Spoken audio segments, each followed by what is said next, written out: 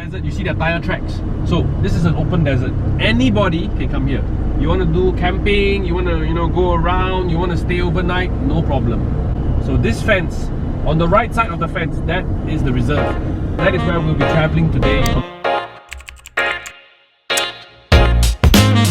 สวัสดีค่ะทุกคนสลามอะลัยกุม Welcome to my channel Porsha on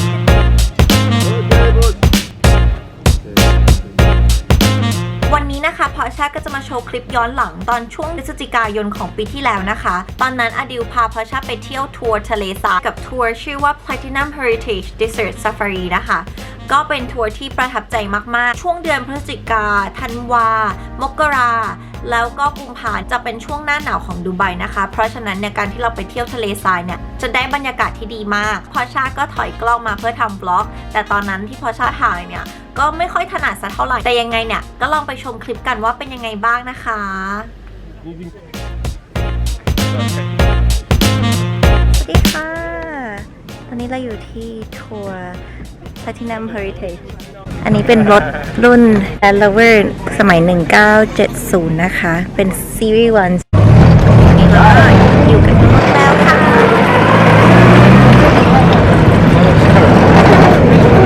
ตอนนี้ยังเป็นแดดร้อนลงมาเลยอันนี้เป็นเวลา 10 โมงแล้วค่ะก็เอาหน้ามาใช้กระขึ้นเล่นๆ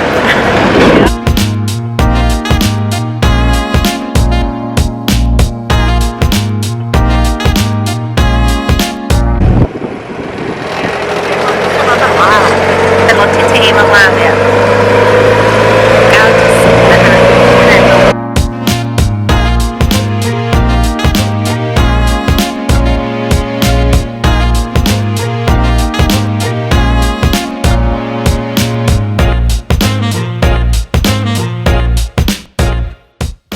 Camels.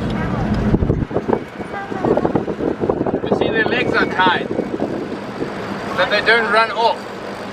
go too far away from the owner.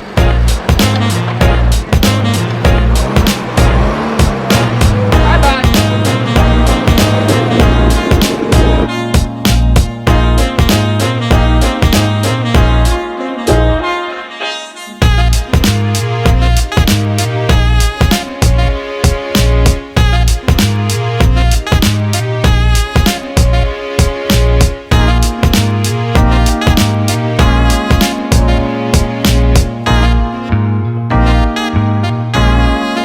Just Omaha that has.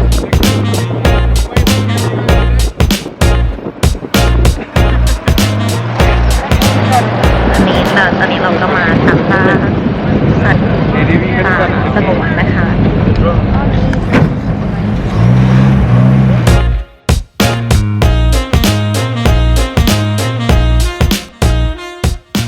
Saudi Arabia, United States, two different places. And since then, just in our reserve, we have over 700 of them. And in the UAE, over 10,000 of them. From 8 now over 10. ทรายสวยมากเลยนะคะ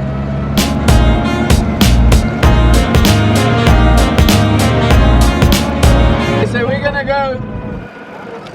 gonna go and stand in between them. Don't touch them, don't whistle, don't shout. They are wild animals.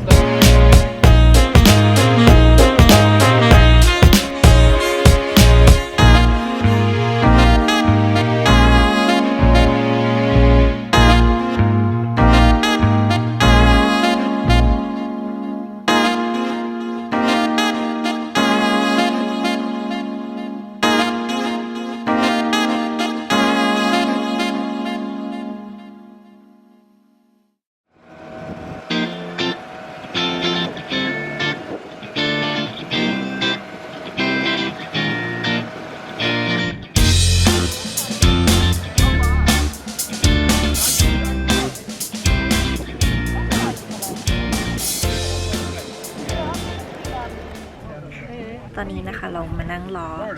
ดู Falcon Show ให้ถุงแบบนี้ด้วยอันนี้เป็นชื่อทัวร์ก็ ข้างในมีขวดน้ำแต่คนละขวดเพื่อที่จะเติมน้ำกินได้ตลอดทางนะคะก็น้ำอันนี้ส่วนใหญ่คนแขกจะกินช่วงรอมฎอนถือศีลอดเสร็จเขาก็จะดื่มอันนี้เป็นน้ำแบบหวานๆทำมาจากเบอร์รี่อะไรเงี้ยมันเรียกว่าอะไรนะที่รักวิมโทอร่อยมาก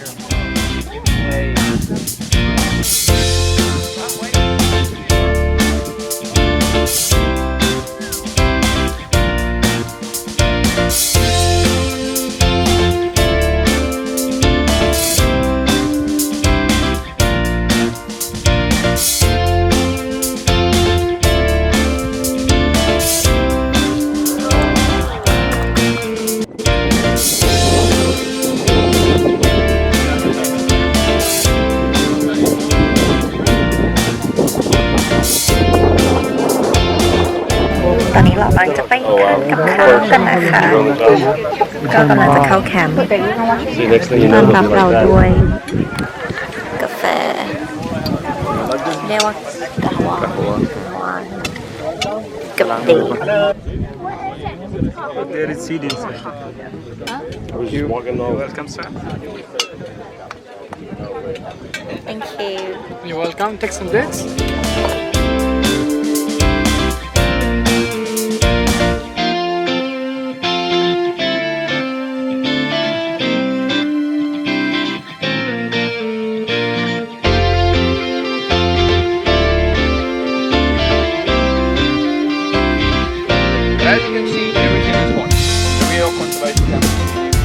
Gas, solar panels, and some pumping, right?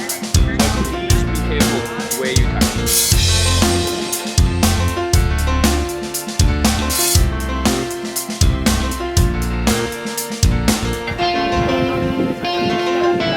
Over here,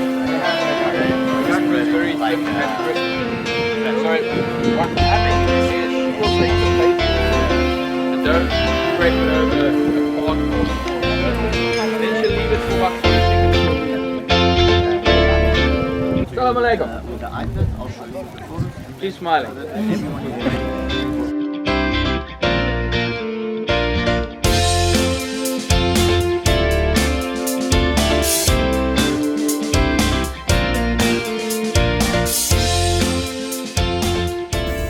ข้าวหมกลันที่เรารอคอย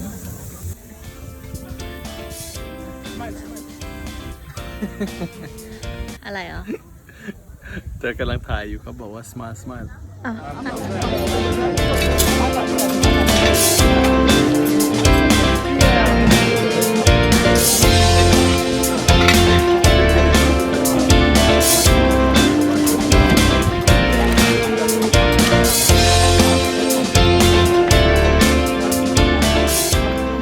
มีเนื้อแพะแล้วก็ไก่อันนี้คล้ายๆเป็นโจ๊กไก่นะคะแล้วก็อันนี้คือเนื้ออูฐยังไม่เคยลองเนื้ออูฐ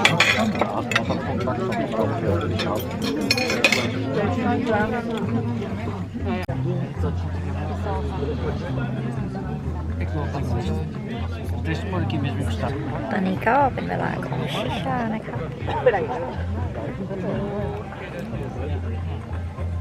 กินข้าวอิ่มแล้วก็มาชิชาต่อคือชิชามันแรงมากถ้าเกิดเราไม่กินข้าวก่อนเนี่ยจะทำให้แบบว่ามึนหัวได้อะไรเงี้ยรสนี้ก็คือรสแอปเปิลมิ้นท์แบบแรงอ่ะ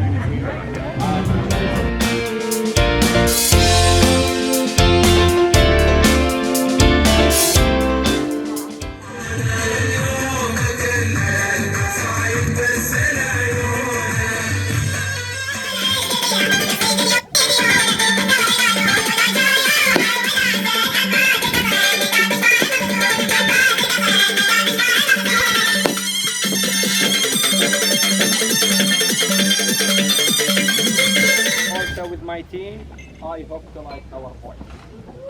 الحواس سائلني عنك وقلبي في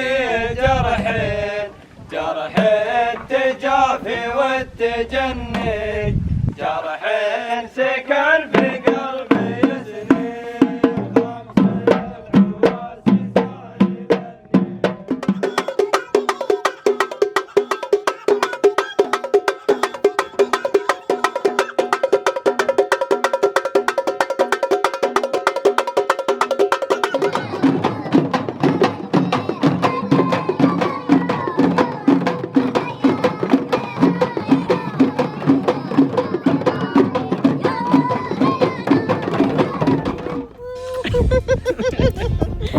โอ้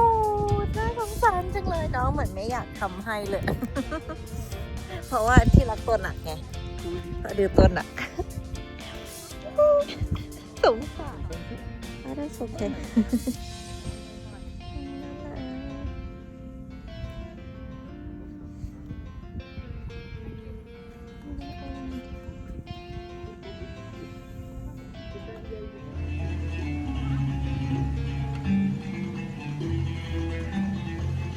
อันนี้นะคะตอนนี้เราก็จะเข้าที่พักของเราแล้วคืนนี้เป็นแคมป์ที่อยู่ในทะเลทรายนะคะก็มีเตียงนอนแล้วก็ห้องน้ำห้องอาบน้ำก็จะอยู่ข้างนอกจะได้บรรยากาศแบบแขก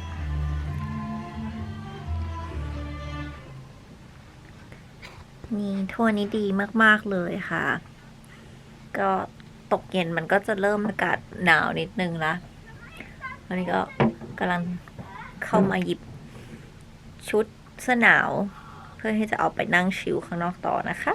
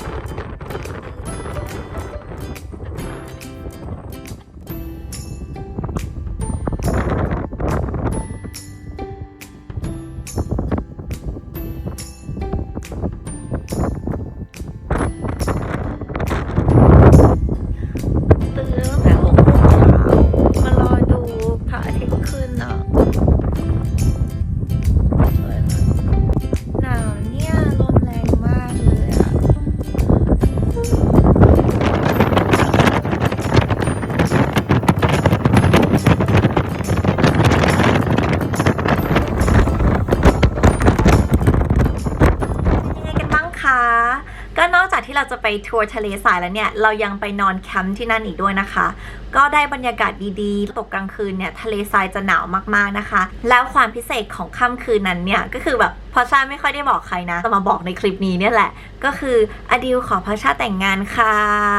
ได้หวานวงนี้ตอนแรกเลยก็แอบคิดอยู่แล้วแหละว่าเขาจะขอเราวันนี้หรือยังไงเราเที่ยวจนสนุกมากๆแล้วเราก็ลืมคิดไปเลยจนวันนั้นนะพอชาก็แบบจะไปเข้านอนแล้วก็คือจะไปห้องน้ำไปอาบน้ำล้างหน้าแล้วเนี่ยแต่อดิวก็มาคุกเข่าในห้องแล้วก็